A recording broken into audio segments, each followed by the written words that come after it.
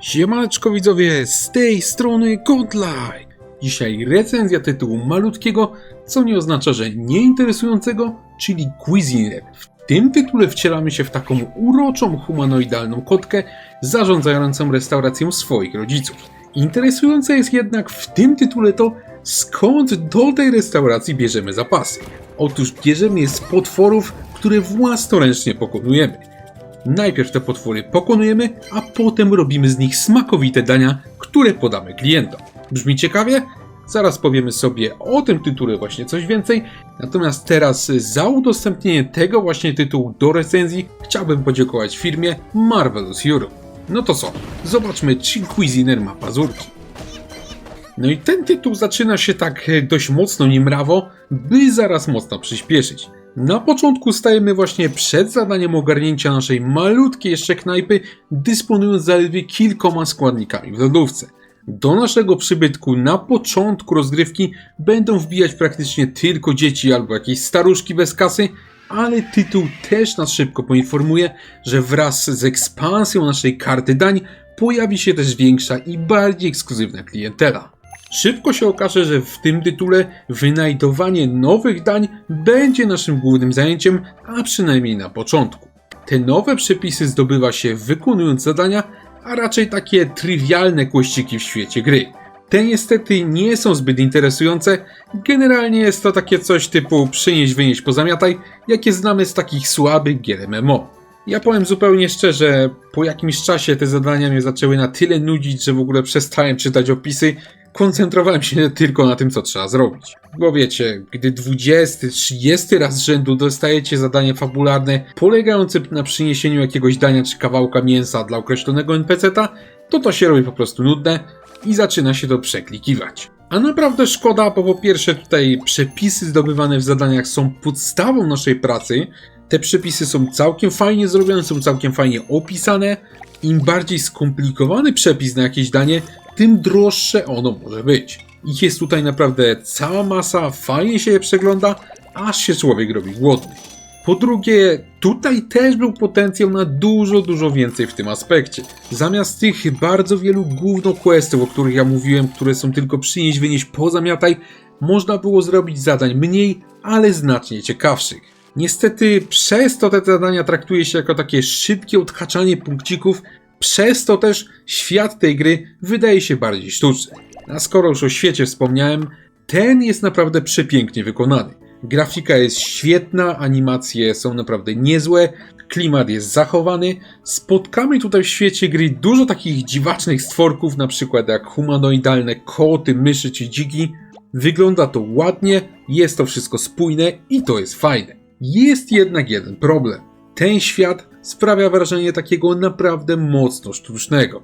Głównym problemem jest tutaj brak jakiejkolwiek ciekawszej fabuły oraz ciekawszych postaci. Natomiast to nie jest jedyny zarzut. W dużej mierze świat tej gry wydaje się właśnie sztuczny przez powtarzalność tego tytułu i to jest mój główny zarzut co do tej gry, natomiast do tej powtarzalności jeszcze wrócimy.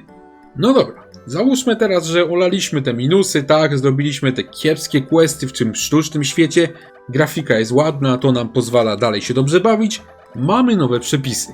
Co teraz dalej robimy? Dalej otwieramy oczywiście knajpę, polega to na tym, że otwieramy drzwi do knajpy, czekamy aż wejdzie klient, wybierze danie, potem przystępujemy do jego pichcenia. Potem klient nam płaci, no i mamy z tego kasę. Na samym początku gry szybko okaże się, że w naszej restauracji brakuje nam poprzedniego sprzętu do robienia różnych typów dań, bo do pełnej karty dań trzeba mieć aż 4 różne narzędzia. Jest to m.in. piec, jest to patelnia, jest to stół do siekania oraz zestaw garnków. Gdy w końcu uda nam się zdobyć te wszystkie narzędzia, to wtedy tak naprawdę zabawa w tym tytule rozkręci się na dobre, będziemy mogli właśnie przygotowywać pełen repertuar dań, a wraz z ulepszaniem tych maszyn i wystroju naszej knajpy będzie coraz ładniej i coraz bardziej ekskluzywnie. Patrzenie jak cały ten nasz interes się rozwija, to jest naprawdę spora przyjemność w tym tytule. Niestety, gdy tak właśnie zrobimy, gdy już troszeczkę się dorobimy, gdy będziemy mieli te 4 maszyny, mniej więcej ogarniemy lokal, to będzie gdzieś tak w 1/4 rozgrywki błyskawicznie się okaże, że my praktycznie widzieliśmy już wszystko, co ta gra ma do zaoferowania. Chodzi o to, że kolejne godziny, czyli na przykład 10 godzina czy 20 godzina zabawy upłynie nam dokładnie tak samo jak ta 5. Na robieniu dań, na zbieraniu kasy oraz robieniu przepisów. Do tego dochodzi jeszcze to polowanie na mopki, ale o tym sobie zaraz jeszcze później powiemy. Na razie zostajemy w restauracji. No i my robimy te dania, serwujemy je. Później zacznie nam doskwierać kwestia tego, jak mało rozbudowany jest to tytuł i jak bardzo jest powtarzalny. Wiecie, mamy restaurację, nie? No to jak restaurację, to pewnie myślicie, że powinniśmy mieć jakichś pracowników, którzy nam w tej restauracji pomogą. No powinniśmy mieć, ale w Cuisiner ich nie ma. Wszystko obsługujemy sami, a to jest trochę dziwne. Niby są różne typy klientów, ale tak w zasadzie to niewielki to ma wpływ na rozgrywkę, bo zdarzało się, że nawet staruszek czy jakieś dziecko zamawiało danie po kilkaset złotych, a bogatsze ziomeczki brały byle co. Brakuje też na przykład minigier przy robieniu jakichś dań. Nie ma tutaj żadnej finezji, że najpierw trzeba posiekać cebulkę, potem trzeba zrobić pomidory i tak dalej. Tutaj po prostu klikacie w taki panel, w przycisk i to danie się robi. Brak tutaj jakiejś głębi, to jest po prostu proste jak jasna cholera. W ogóle wielu elementów gry wydaje się jakby kompletnie brakowało. Nie ma też na przykład oceny atrakcyjności danego lokalu. My możemy kupować tam właśnie jakieś dodatki, jakieś dywany, jakieś tam rośliny i tak dalej, żeby było ładnie, ale to nie ma żadnego wpływu na klientów. Lokal może wyglądać jak totalna speluna, a i tak przyjdą do niego szlachcice. Nie zrozumcie mnie tutaj źle, to się robi całkiem fajnie, tak? Serwuje się te dania i tak dalej, ale do czasu, bo w kółko robi się to samo. Brakuje tutaj właśnie głębszych mechanik, brak fabuły, brak celu w tym wszystkim, to po 5-6 godzinach potrafi znudzić, a szkoda, bo tutaj naprawdę potencjał był ogromny. Niby deweloperzy próbowali to jakoś rozbudować, dodali tutaj jakieś kosmetyczne takie pierdoły, typu, że możemy kupować dywany, właśnie roślinki, jakieś stroje i tak dalej. I to jest fajny bajer, ale tylko bajer. Taka kosmetyka dodaje grze trochę uroku, ale tylko jeśli podstawy tej gry są już wystarczająco rozbudowane. A w tym przypadku niestety tak nie jest. Cuisiner jest grą naprawdę płytką. No dobra, prowadzenie restauracji wypada no tak dość mocno średnio. Ale jest też przecież druga część gry, czyli polowanie na potwory, bo to właśnie z tych potworów pozyskujemy składniki, które później podajemy klientom. I świat tego tytułu podzielono na kilka takich totalnie odmiennych od siebie krain. Mamy m.in. krainę natury, krainę lodu oraz krainę ognia. I co tutaj jest fajne, to jest fakt, że w każdej z tych krain spotkamy odmiennych przeciwników, których odmiennie trzeba też pokonać. Niektórych trzeba pocisnąć z dystansu, innych trzeba tłuc z bliska, a na innych trzeba jeszcze uważać, bo potrafią na nas zraszować. To jest całkiem fajne. Na TSR do tego dochodzi kilka umiejętności i odmiennych rodzajów broni, które warto wypróbować, żeby znaleźć taki styl pasujący do nas. Ja przyznam, że zakochałem się tutaj we wielkim mieczu, czyli Greatsword. Ciekawym rozwiązaniem tutaj jest też fakt, że wszystkie te krainy w myśl zasady roguelike są generowane losowo. Dzięki temu nie musimy uczyć się ich na pamięć, za każdym razem będą inne. W myśl tej samej zasady tytuł każe nas także utratą zdobytych przedmiotów za śmierć na polu walki. Zwróćcie uwagę, że ja tutaj powiedziałem przedmiotów, tak? Bo my zdobywamy nie tylko same składniki do dań, o których już mówiłem, ale także broni czy pancerze. Tutaj zapewne też od razu macie pytanie, czy poziom trudności tego tytułu jest dobrze wyważony, bo to jest ważne w roguelike'ach. Tutaj wam powiem, jest tak, po prostu różnie, tak?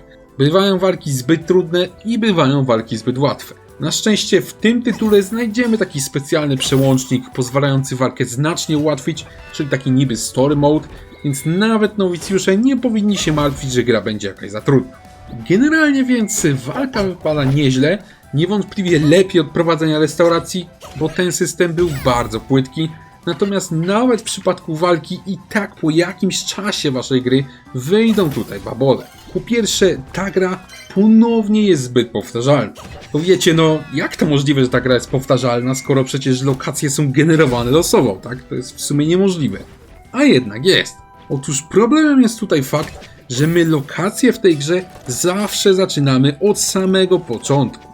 Tutaj każda lokacja ma 6 tak zwanych pięter, na końcu lokacji znajdziemy bossa. Niestety tytuł nie daje nam możliwości zacząć na przykład od 3. czy 4. piętra, jeżeli odkryliśmy je już wcześniej. Zawsze musimy zaczynać te wszystkie podziemia od początku, a to po jakimś czasie zaczyna po prostu męczyć. Dodajmy do tego fakt, że podziemia pomimo takiej całkiem fajnej grafiki, całkiem odmiennego stylu od siebie, nie są zbyt rozbudowane. Jeżeli chodzi o jakieś rzeczy znajdowane w tych podziemiach, jakieś power-upy, to ja naliczyłem chyba jeden power-up, no i czasami jest taka życiodajna fontanna. No i to by było w zasadzie na tyle, a to jest trochę mało. Druga sprawa to jest ulepszanie broni i pancerzy. Tutaj powiem krótko, naprawdę ciężko było to spieprzyć, ale jednak deweloperom się udało. Nawet za długo nie muszę tego tłumaczyć, tylko od razu wam pokażę, o co chodzi. Otóż jak ulepszacie swoją na przykład broń u Kowala, no to spodziewacie się, że będzie sporo mocniejsza, bo tam to w sumie kosztuje sporo kasy to ulepszanie, nie? No i tutaj też jest mocniejsza, natomiast o 1 punkt. Siła mojego wielkiego miecza po ulepszeniu podniosła się z 35 na 36. No, szczerze mówiąc, to w ogóle nie opłaca się tych przedmiotów ulepszać. Czas na podsumowanie. W tytule zajmujemy się głównie 2 rzeczami, czyli prowadzeniem restauracji oraz walką. Jedna wypada, no, dość cienko, a druga wypada trochę lepiej. I niestety tylko tyle. Cuisiner jest więc przykładem takiej gry z całkiem niezłym potencjałem, który jednak pozostał w dużej mierze niewykorzystany i finalnie wyszła nam z tego taka średnia gierka. Ten tytuł potrafi sprawić przyjemność, jeżeli będziemy go dawkować takimi małymi partiami, ale szybko też potrafi znudzić. Ja powiem wam, że naprawdę szkoda, że gra wyszła w takim stanie, no bo można to było liczyć na dużo więcej, pomysł był naprawdę świetny, a wykonanie no wyszło takie sobie. Ja wam powiem, że wygląda to trochę na taki early access, tak? Tak jakby deweloperzy dopiero zamierzali ten tytuł rozbudować nieco później, a na razie wyszła z tego taka podstawa, którą dopiero będą rozwijać. No to jak zamierzali go rozwijać później, no to nie trzeba było tego wydawać jako pełnoprawną grę, tylko trzymać sobie w tym wczesnym dostępie na Steamie. Dlaczego zdecydowano się wydać taki produkt jako pełną grę, który właśnie pełną grą nie powinien być, to tego nie wiem, natomiast ewidentnie nie trzeba było tego robić. Liczę, że po paru latach Cuisiner dorobi się jakichś większych patchy i dodatków, które go rozbudują, wtedy tą grę będę mógł wam z czystym sercem polecić, natomiast na razie tego zrobić nie mogę, bo jest to gra bardzo przeciętna. Dziękuję wam za obejrzenie tego właśnie materiału i zapraszam was do obserwowania kanału, bo takie filmy będą się na nim pojawiać regularnie. Bardzo dziękuję również osobom, które zdecydowały się wesprzeć lub godlajka. Dzięki właśnie waszemu wsparciu udaje się zakupić sprzęt oraz gry, które później trafiają na kanał. Bez waszego wsparcia wielu filmów nie udałoby się w ogóle stworzyć. Także dzięki wam bardzo i do zobaczenia niebawem.